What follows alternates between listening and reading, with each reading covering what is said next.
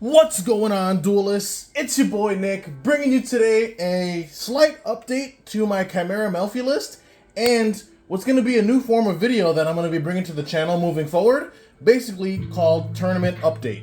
So I'm going to be doing tournament updates for a lot of the decks that I bring you to the channel, and I just want to test the waters and see if this is the kind of video that my viewers want to see. So basically what this is going to be is pretty much a tournament breakdown, talking about the experience of the tournament that I went to yesterday with this particular deck. It was a case tournament for the brand new 2023 Mega Tins, or the 25th Anniversary Tins as they're also called. I decided to bring Melffy Chimera to the tournament because I wanted to see how it did. However, the version that I brought to the tournament is slightly updated from the version that I profiled on the channel maybe a couple weeks ago now, which I will leave a link in the description below to that profile if you want to get a more in-depth detail of the cards that I'm running, because this is going to be a more shorter form video. And again, I'm just testing the water, so let me know down in the comments below if you guys want to see tournament reports for some of the decks that I bring you to the channel, because I will definitely take them to locals and let you know how they do. But with that being said, like I said, yesterday was the case tournament for the Mega Tins that just released yesterday, and I didn't do terrible, but I also didn't do that great either. It was a 5-round tournament. It was 22 players. I placed 12th overall, so I missed out on getting top 8, unfortunately. But my matchups were as follows. It was basically, my first round was against Infernoble Knight, forced to game 3 out of that, but unfortunately I did lose. Opponent, on game 3 just had the answer for literally everything, and I couldn't push through it, so I scooped it up. My second match was against Salamangreat. I 2-0'd that opponent. Really nice player, too. Third match was against another Infernoble player. Forced to game 3 on that one, but ultimately I did lose. The opponent just had the answers as well. Game 3, he Cosmic Cycloned. I went first, so he was going second. He Cosmic Cycloned my Chimera Fusion in the back row, and then proceeded to activate Book of Eclipse, and then he comboed off, and I pretty much couldn't do anything to stop it, unfortunately. I chose not to activate Chimera Fusion in response, because there was no value making Guardian Chimera there. He didn't even have a board established yet, so there was almost no point in doing so. And even if I did do that, Guardian Chimera still would have been cooked by the Book of Eclipse he had anyway. So that was my third match. Forced to game 3, but did lose. Then my fourth match was against Vanquish Soul. That match actually ended in a draw. Game 1 took forever, like 38 minutes. I was just playing under every floodgate imaginable. I did win that duel. Then game 2, my opponent did beat me, and we did not have time to go to game 3, so the match ended in a draw pretty much. And then my fourth round was against Labyrinth, which I did win that match in a game 3 situation as well. So overall, my record was 2 wins, 2 losses, and a draw. So pretty middle of the road. Again, I placed 12th overall out of a 22-person 5-round tournament. So it was not great, but not bad either. So I'm going to run through the slight updates I did to the deck list really quickly. So we're going to start things off with triple copies of Cornfield Codal. Now I bumped this up from 2 to 3 from the previous list just because I wanted more consistency with the deck, and this is overall a 1-card starter. Again, I'm not going to dive into too much detail on what the cards actually do individually. If you want a more in-depth profile, then like I said, I'll link in the description below for the original deck profile. But I am going to explain the changes I made. So in the previous profile, I was running 2 of this. I did bump it up to 3 for this tournament, and overall, I'm very happy with that choice. Playing 3 of this just seems correct. I was testing it at 2 previously, but definitely after doing further testing, 3 does seem to be the correct number for that. We are still playing the triple copies of Mirror Sword Knight. No need to explain this. Obviously, this card's also insane. Pretty much what you're searching for off the Codal most of the time. Both Codal and Sword Knight, they came up so much during their graveyard effects came up so much during that tournament. It was crazy. A lot of people pretend like the graveyard doesn't exist, apparently, and they play into those cards so much. It's really nice. Anyway, moving on.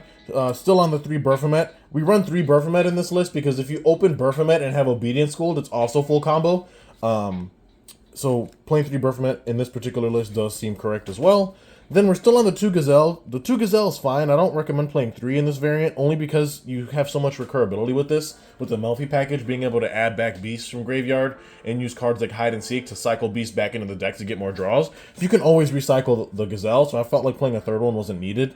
Plus, if you open like Baphomet in any Melffy name, it's still a Fiend and a Beast to make the level 6 Chimera King of Phantom Beasts. Then that rounds out the Chimera portion of the deck. Now we're jumping into the Melffys, of which we're on 2 Puppy, 2 Caddy. Those ratios haven't changed from the previous list. Then we're on 1 copy of Wally, 1 Fenny, 1 Pony, 1 Penny. Again, the ratios for the Melffys have not changed since the previous update. Overall, the Melffys did really good work this tournament. A lot of people were caught off guard and surprised at how annoying they actually are to clear. Also, against the Vanquish Soul Duelist, again, I mentioned I was playing under Floodgates. Just for reference, Puppy can resolve under There Can Be Only One. The reason being is because Puppy bounces to hand first, and then the summon from deck is optional. It's not mandatory, meaning that when Puppy bounces to hand, you can still summon a beast from your deck because you don't have a beast on field at that moment. So I was actually able to play under Tikaboo because of that, which is pretty cool during the Vanquish Soul match. But that rounds out the Melffy lineup. Now we're jumping into the more like generic, just, you know, beasts, good stuff. Double Kalantosa. This card is nuts in this deck list. It's absolutely incredible. Like, I bodied the Labyrinth player with this card, and I'll talk a little bit more about that in a bit. But 2 Kalantosa, unchanged from the previous list. 1 Bumpkin Beast, 1 Hopper Squadron, 1 Doomstar Olka. Olka also came up a ton this tournament yesterday. People were caught off guard by what this card actually can do. Pretty much, when a monster I control leaves the field by an opponent's card effect, I can banish the Olka from my hand or the graveyard, and then revive that monster or revive the Olka. And then when Olka is special summoned, he gains 1500 attack and defense to the end of the next turn, which makes him a 3k beat stick out of nowhere. But the fact that Olka is pretty much like a monster reborn for any of my monsters that my opponent clears is just insane. Like, I had a bunch of opponents, you know, out my Guardian Chimera and stuff like that, and then I'd go Olka effect and just bring it right back instantly in the next chain, which is hilarious. Also, Oka's a level 4 beast, so it is searchable off of the Big Wing Baphomet line, as well as searchable with cards like Melffy Caddy as well. Hopper Squadron didn't actually come up at all during the tournament, not one time, which is kind of funny. And then we still play the 1 Bumpkin Beast. This card is also really, really good as well. Again, these cards are unchanged from the previous list. Now, you notice that there is a card missing. It's going to be the Kitty Tail, the generic Earth level 2 Beastmaster with the 2 little kittens on it.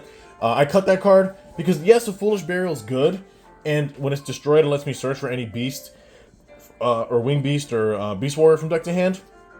But the problem is that there isn't anything really crazy that you want to Foolish in this deck, outside of cards like Olka and maybe the Bumpkin Beast specifically. But again, those cards aren't really like insane playmakers. They're more just like situational stuff. So I felt that the Kitty Tail was a bit lackluster, and it wasn't really a starter. It was a bit of a brick after testing, so I did cut it from this deck list. We still mainboard the 1 Alpha unchanged from the previous list. Alpha's just nuts in this deck to main, just because you can search it off cards like Caddy specifically and have insane follow-up, you know, for turn 3, you know, crackbacks, which is nice. That rounds out the, you know, generic beast good stuff. Now we're just jumping into the hand traps that we mainboarded for this tournament. Those 3 Skullmeister. Card's actually insane in this format. I think a lot of people are sleeping on this. And it only gets better post Age of Overlord once all the Horus stuff comes out, because you're just going to be able to negate all their graveyard effects to revive themselves, which is really insane. And then I also mainboarded 2 copies of Ghost Mourner and Moonlit Chill. Also, something to note is Skullmeister is a Fiend monster, so in the event that I don't have access to Baphomet for a Fiend to make the King of Phantom Beasts, I can always use Skullmeister for that as well. So just another added benefit for this particular list. Then we do have Ghost Mourner. Now, Mourner came up a couple times, but honestly, she felt pretty lackluster. I feel like maybe this should have been Ash instead of Mourner. I know a lot of you are going to be wondering why am I not playing Droll, and there's actually a reason for that. I was testing with Droll in this deck before going to this tournament, but I actually didn't like it. And the reason being is because Droll prevents both players from searching or adding cards from deck to hand, and that's a bit of a problem when you actually understand how this deck functions, because the Chimera line and the Melffy lines combined, all they do is search on the opponent's turn specifically. Like, if I Droll my opponent, then that turns off Melffy Caddy, that turns off all the Chimera stuff. Like, I can't go Gazelle effect, I can't go like Sword Knight into Baphomet on their turn, because then Baphomet can't search either. I also can't use Guardian Chimera's effect, believe it or not, because I have to be able to draw and then pop. And if I can't draw under Droll, I don't get the pop. So that even turns off my Chimera line, which is one of my best disruptions on their turn. So I felt that playing Droll in this list is very counterintuitive, which is why I chose to put Mourner instead. But honestly, Mourner was just okay. It wasn't like terrible, but there was a few situations when like it just didn't seem relevant. especially in the Infernoble match. Now, that's a little unfair because Infernoble is just straight gas. All they do is have extender after extender. So, like, obviously a single Mourner isn't really going to stop their plays unless they just absolutely bricked. But I just felt like maybe the Ash was just a bit better overall than Mourner. But again, that might require more testing to figure out. But again, that's, like, could this have been Droll? Absolutely. But I feel like Droll also hurts me just as much as it hurts my opponent because a lot of the searching I do is on their turn. You know, through like my graveyard effects of my Chimera stuff and like the Melffy cards. Like if I can't resolve Caddy and like I'm unable to get to cards like Melffy Penny, then that means that I can't do like my synchro plays on their turn either, which is like insane unless I already had Penny in hand. So like I just felt like playing Droll was just very counterproductive overall, and that's why I chose not to run it. But that rounds out the monster lineup in this deck. Now we're gonna jump into the spells. We are playing triple copies of Chimera Fusion. Pretty much needs no introduction. It's the bread and butter of the strategy and the whole reason why the Chimera stuff's pretty cracked. So 3 copies of that. I did cut the regular polymerizations out of the list just because I felt that those cards were also bricky and they weren't really needed. You know, the Chimera Fusion alone, because of how searchable it actually is, I always have one pretty much every single turn, especially with the fact that it can recur itself, so it wasn't really an issue. Still on the triple obedience goal, this card slaps. Very insane card. I had an opponent Ash this, and then I had another copy, and it's not once per turn, so I just activated another one, and he was just like, the look on his face was priceless. So Obedience Gold definitely puts in a lot of work in this particular list. Then moving on, a new addition to the deck for the tournament, I main deck triple copies of Triple Tactics Talent. Now this came up a lot, and it was super clutch, especially like when going first and like they try to hand trap you, you can just super duper punish them and either draw into more combo pieces if you need to fix your hand, or look at their hand and rip a card out, in addition to the hand rip you're getting off of the Chimera, the King of Phantom Beasts. So they're going to be starting their turn down like 2 cards, possibly 3 if they hand trapped you to make this live. So it's very, very powerful, and then going second, it just helps with the board breaking capabilities of the deck. So mainboarding this was definitely a nice addition, and overall I had no problems with it whatsoever. Then moving on to round out the rest of the spells, you play 1 copy of Melffy Hide and Seek. I cut it from 2 to 1 just because, again, this card could be a brick in some scenarios, and I didn't want a situation where I'd open it and like I needed a starter instead and didn't have it. So the Hide and Seek at 1 was perfectly fine. I think 1 is more than enough, especially given the searchability that you can grab it off of Melffy of the Forest, the rank 2 Melffy Xyz. So having it at 1 was actually fine, and it didn't brick me not one time. And it came up a lot, being able to protect my beast from destruction effects once per turn. I had opponents try to out like cards like Guardian Chimera and the sort, and they couldn't because this card just protects them, and that was really nice. And then to round out the last card in the main deck did increase from 40 to 41, just to accommodate the 3rd talents. I play 1 copy of Called by the Grave again just to stop any hand traps and annoying stuff. So that was pretty much the, you know, summarized deck update. Hopefully you guys enjoyed that. Like I said, if you want a more in-depth explanation on what each card actually does, I'll leave a link to the original profile down below, and you can watch that video if you want more in-depth explanations on each individual card and how they work. But with that being said, so going back to the tournament results, again, I took 12th overall. It was a 5-round event, 22 players total. My matchups were Infernoble. That was a loss in a game 3. Second round was against Salamangreat. I 2-0'd that opponent, so that was a win. Third round was against Infernoble as well. Also forced a game 3, but it did lose in as well, unfortunately. Fourth round was Vanquish Soul. That match actually ended in a draw. However, I do feel like if we were able to get to a game 3 scenario, I think I had that match on lock. I mean, Vanquish Soul is good, but it doesn't do anything necessarily crazy that like Melffy Chimera is afraid of. So I really feel like if we just had more time, I think I could have also won that match. We wasted a lot of time in game 1 because the Vanquish Soul player was just hard on the floodgates. I mean, he had Tiki Boo, he had cards like Summon Limit. What else did he have? I think he had Gozen. It was just nuts. Like, it was really annoying, honestly. And then my 4th round was against Labyrinth. I did actually win against that matchup, surprisingly, in a game 3 scenario. Speaking of that matchup, I do want to point out something to you guys that was absolutely crazy. So this is my end board. It's very summarized. There was other cards in play, but these are just the important ones. So let me show you against my Labyrinth matchup something that came up that I thought was kind of crazy. So I had a set Chimera Fusion. I had already hand ripped my opponent. I went first. This was in the game 1, obviously. What else did I have? I had a Bumpkin Beast Engrave, although that's not really relevant, but whatever. had Bumpkin Beast in the graveyard, and then I had a Wally and a Kalantosa that were tucked underneath my Joyous Melffy rank 2 Xyz. So I went first. I hand ripped him for 1. He had no hand traps, but the card I ripped was a Solemn Strike, and the moment I ripped Strike, I already knew he was playing like some kind of Floodgate deck, because who the hell's maining Strike these days? So I figured it was some kind of trap deck, you know, either Trap Tricks or Labyrinth or something. Wound up being Labyrinth. I confirmed that basically when he activated the Labyrinth field spell, Labyrinth, and then proceeded to set 4 cards and try to pass turn. However, at the end of his main, I went in, so he had 4 set back row. So once I already knew it was Labyrinth, he had no other cards in hand, I was like, okay. So I went Joyous Melffy's, use the effect to put it back in the extra deck. Then it would revive beast monsters from grave up to the number of material it had. So I summoned Wally, summoned Kalantosa. Went Kalantosa, targeting one of his 4 back row to blow it up.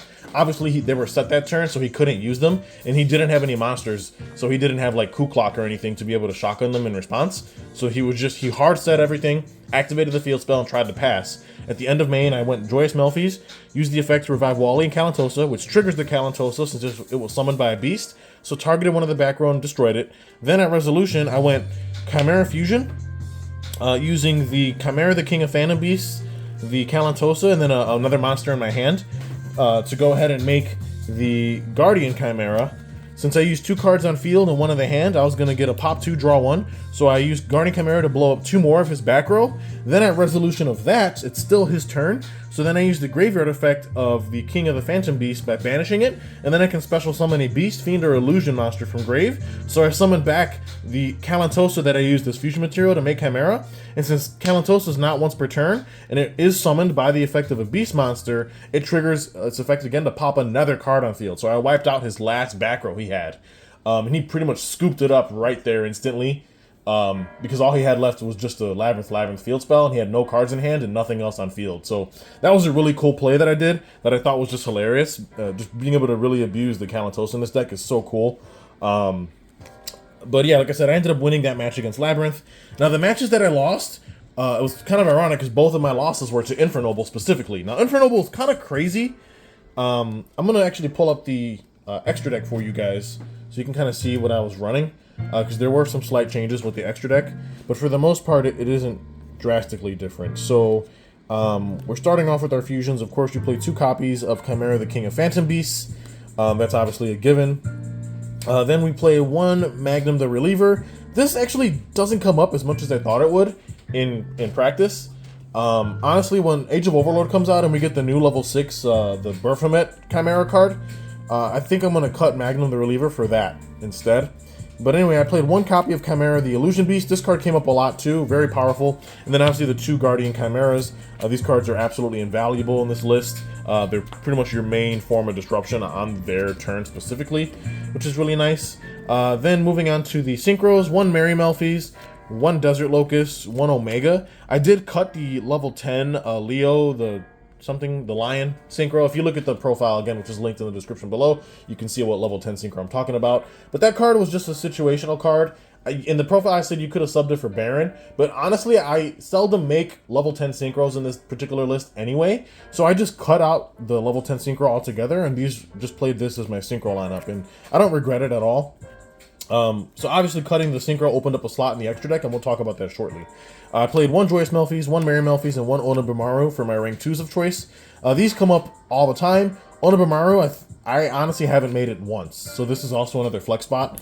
You can sub that for whatever you'd like. Now moving on to the links, of which we have newly added Cross Sheep to the deck in place of the level 10 synchro that we played. 1 Farragut and then 1 Shureg, which are also standard from the previous list.